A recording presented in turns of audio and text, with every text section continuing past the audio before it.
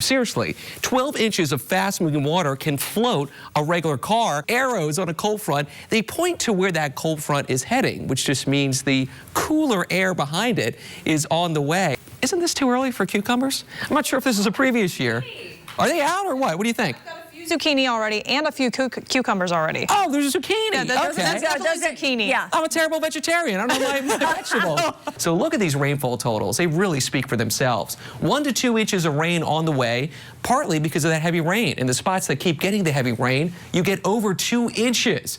So because of that, there is a flood watch in effect because our small streams and creeks, some of them will flood. I do suspect there will be some severe thunderstorm warnings later this afternoon and evening. So keep our 69 News weather app handy. You'll have interactive radar and you'll get notification about the alerts in your county. Clouds send a little heat back down to the ground. The sooner you get the clouds, the less chilly you get over the night. Let's talk about those clouds. Here's the picture. And take a look at what's happening right now in the Philippines near the capital city. That looks innocent, that cloud right there. But volcanic ash is not like the ash from your fireplace or for me, my campfire over the weekend, right? Regular ash, it's light, it's fluffy, no big deal. Well, volcanic ash is like sand. It's rocky, it's coarse. And that's why it's such a problem for airplanes. All right, so what you cooking up? I heard some jerk spices are in the house this morning. Yes, I'm sure you guys are smelling it. The smell does carry. What is that type of spice? I know it's spicy, but what does it taste like? Well, let me tell you, Chris, I think you might want to watch this game from the bus. Oh, you know it's too well, Drew. He's onto us, Lee. He knows us. Fleeka. Hey, save that for the resume tape. That was good stuff.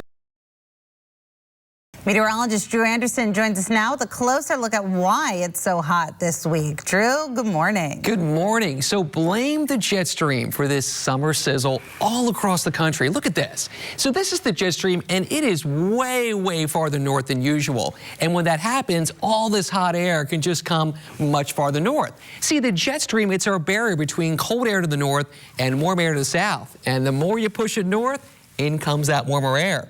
In fact, case in point, yesterday, an all-time record in Canada for the highest temperature, 117 right there in British Columbia. Pretty hot in the Pacific Northwest as well back here in our country. 107 in Seattle, right there in Portland, Oregon, 115. How about that one? So the jet stream, it's not staying like this. There is some relief for us coming for the weekend. You heard from Kelly just a short time ago. We get a big dip in the jet stream, so then all that cooler air can spill into our skies for Friday, Saturday, and yes, 4th of July, Sunday right there. Then into next week we go. The jet stream starts sitting right over us.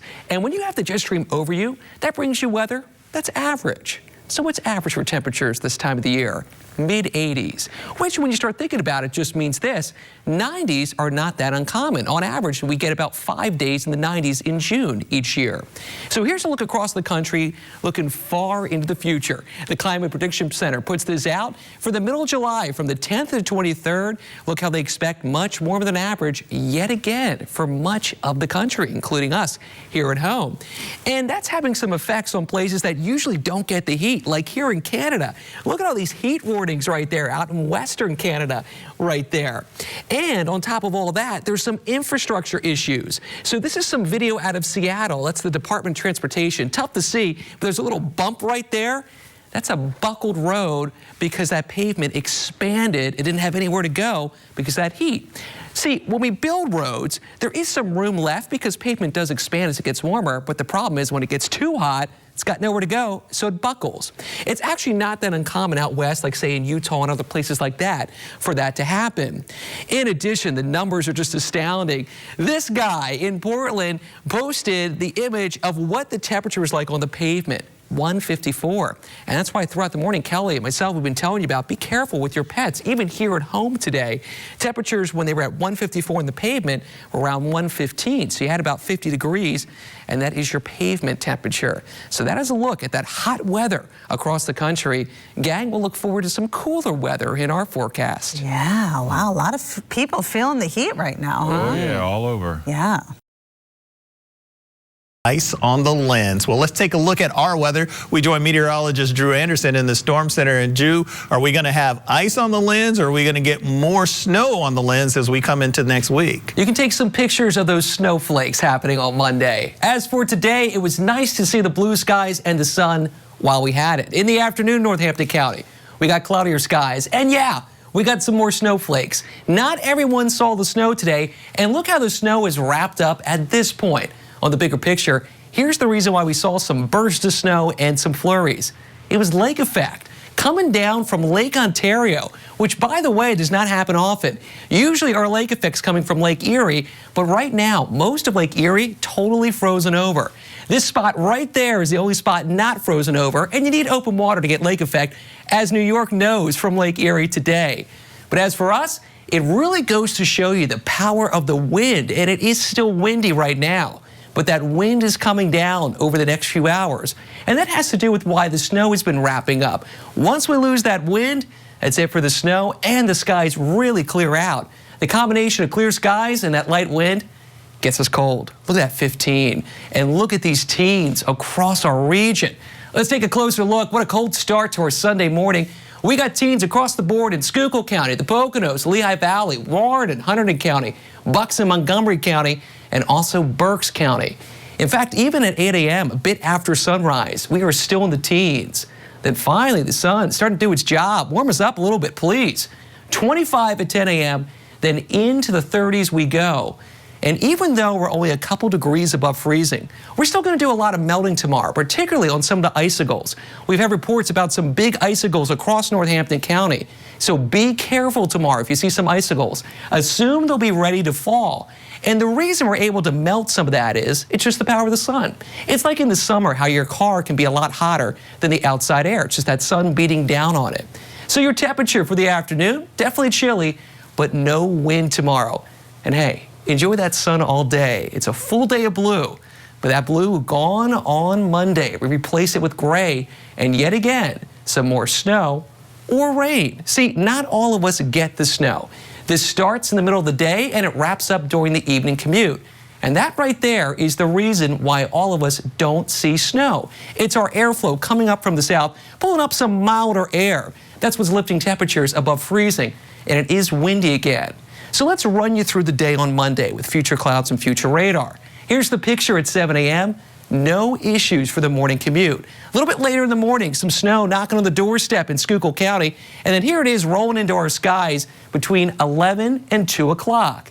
But here's what I want to tell you. The computer right here, lying to you. So let me draw this with my arm. Everyone south of my arm, you just see rain. So all the big cities, Allentown, Bethlehem, Easton, Phillipsburg, Reading, you're just getting rain.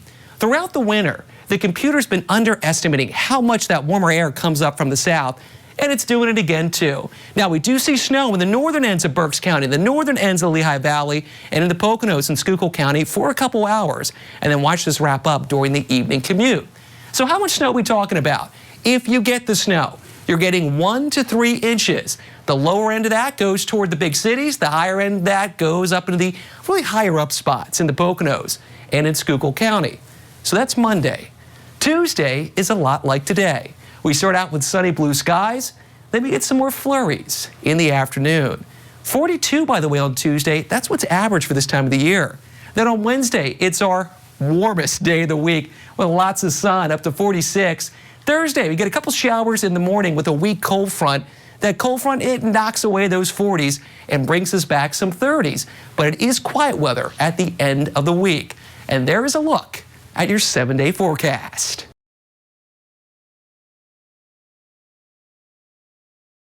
Meteorologist Drew Anderson went up to the trail to interview some of them and to find out why Pennsylvania is so rocky. Drew. Good morning. So think about this, a 2,000-mile hike. I'm not signing up for that one.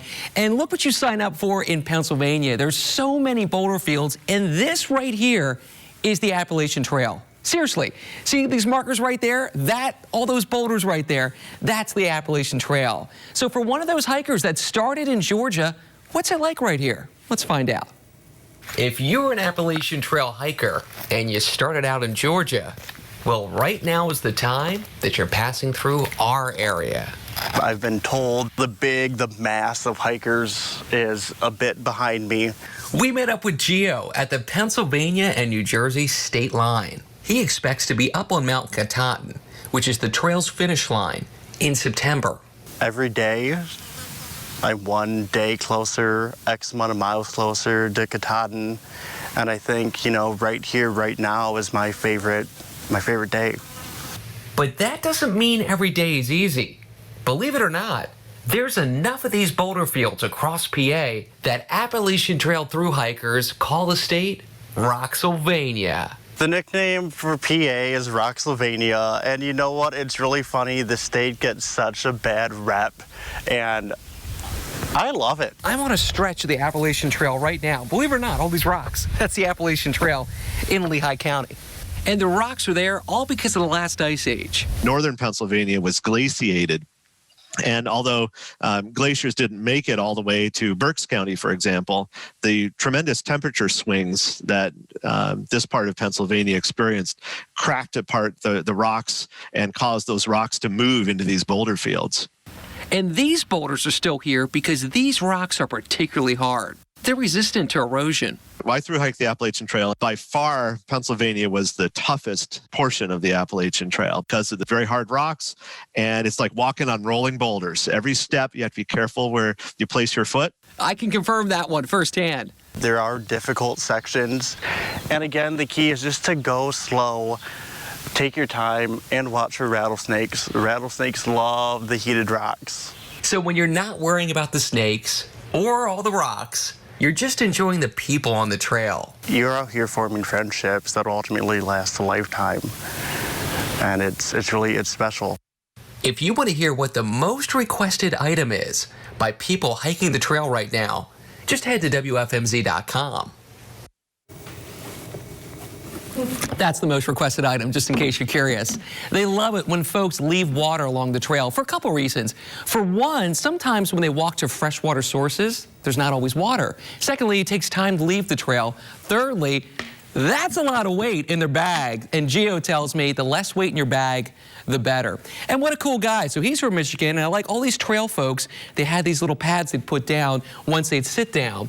And I gotta tell you, he had such a great attitude and a positive outlook on life. Starting in March in Georgia, here he is in our area right now. He said he did take a little bit of a fall on one of the boulder fields, but he just picked himself right back up. And he says you kind of Spider-Man your way through the rocks. You take your time and use all fours basically to get through some of these boulder fields, just to be really careful. But it's astounding, all these rock fields we have across Pennsylvania. And what's really cool about the trail itself is there are actually places to camp. So there's these shelters, and a lot of folks will go in here, except you got to be careful for snakes. Seriously, they're snakes. Gio showed me a picture of one of the rattlesnakes on a rock. It was big and it blended right in. So they say that's the first thing you do when you would go to one of these shelters. They're located along the trail about every 12 miles or so. Gio was telling me he tries not to stay in them because sometimes with all the folks on the trail right now, they can be party houses in the middle of the night, and he's out there for the serenity of the trail. But just think about that. You're hiking with that every day, and you're certainly getting your exercise when you're on the Appalachian Trail. So we have that full article and more details, and you can see it on a map how far it is at WFMZ.com right on the homepage. So gang, did you catch my secret with that story? I did. I said, when did you shoot that stand-up, Drew? You got a sweater on. You caught me. So we ran that story in the fall talking about why is Pennsylvania so rocky, and a light bulb went on because I know these thru hikers are passing through right now. I thought, oh, let's grab that part of the story that talks about the rocks and let's go interview a hiker. I went up again this past week. I didn't want to show you any video of me there because I was just sweating. Yeah, that's the video we want to see. Yeah, come on, give the people. All right. That's good television right there. We'll get you a picture the next time we do the story a little later in the morning. These guys, by the way, or a couple months when you re-air it again, when you decide to use the same shot. Are you plagiarizing yourself? Listen, we're all about recycling. We did a story on composting last week and recycling. We're all about that here. We're sustainable on WFMZ Sunrise. That's one way to put it. I'll give you credit for that. And I got to tell you, you learned something new. I did not know we had rattlesnakes in this area. Maybe you didn't want to learn that. I didn't want to learn that. Well, at least I know next time, not that we go hiking, but we sometimes go to Hawk Mountain, the kids and I. You know, my husband, and so maybe keep a closer lookout. Seriously, they can be there. It's a real deal. There are absolutely rattlesnakes in PA, even though we don't see them often, which is good. I just like visiting the one at the Lehigh Valley Zoo. Yes. In the cage, and that's it. Yeah. I'm with you.